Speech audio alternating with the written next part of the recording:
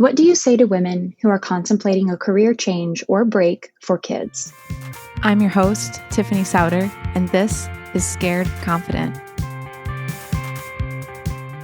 I'm going to share my personal, how I think about that for me, and then you can reflect on if that works for you. But this is not about shoulding anybody. This is not the perfect outcome. This is just what works really well for me. So if you decide that you want to have a career and have young children, multiple, it is going to be really freaking hard. And you have to kind of armor up for that.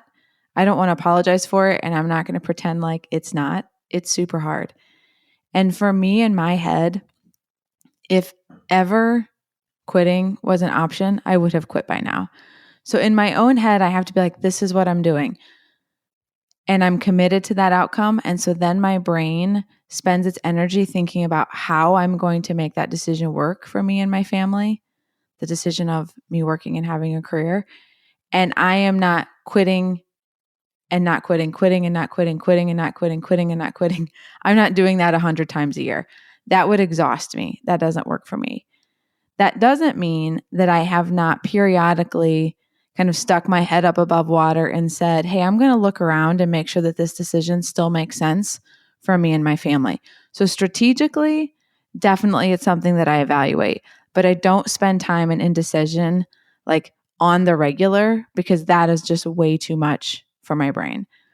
I also often try to separate what I want to do and how I'm going to make that happen are two separate questions.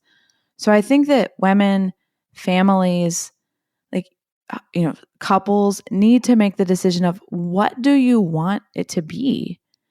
What's your heart saying? What's your motivation? What's your desire? What's your picture of yourself? Is it that you're working outside the home and that you guys figure it out? Or is it that you're at home and you want to figure that out? Because they both require solving.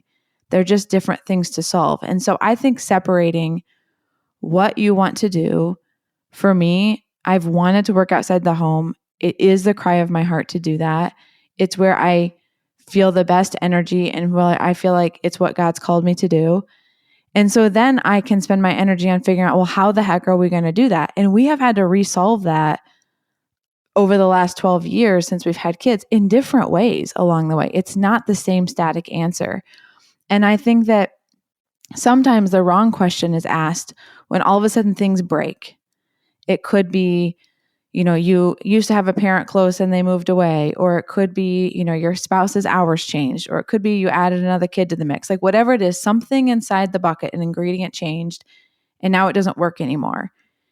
And it feels really hard again. And for me, that's a sign of okay, I've got to resolve something because things are breaking. And I go back to those sort of the basic 5 that I shared in one of the first Q&As. Is it the home? Can I not keep up with the home? And that's what's driving me crazy. Is it I don't have enough time for myself and I need to solve for that differently? Is it that laundry? I'm spending all day Saturday doing that and I've got to solve for that differently. Is it the food? What is that? What is it that's breaking and getting out of whack? And how do I find a new process for that so that the space I'm in, the schedule we're doing is sustainable? So for me, sustainable is not easy.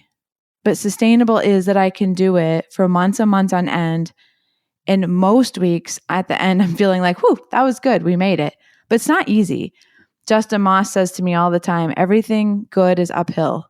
It just is. And it's super unfortunate. I've had this before, the same 20 years that you're trying to raise your kids is the same 20 years. If you're not really cranking on your career, you're not going to get to where you probably want to be. You're not going to be able to earn the financial reward and some of the financial freedom that I think many of us are working for our families.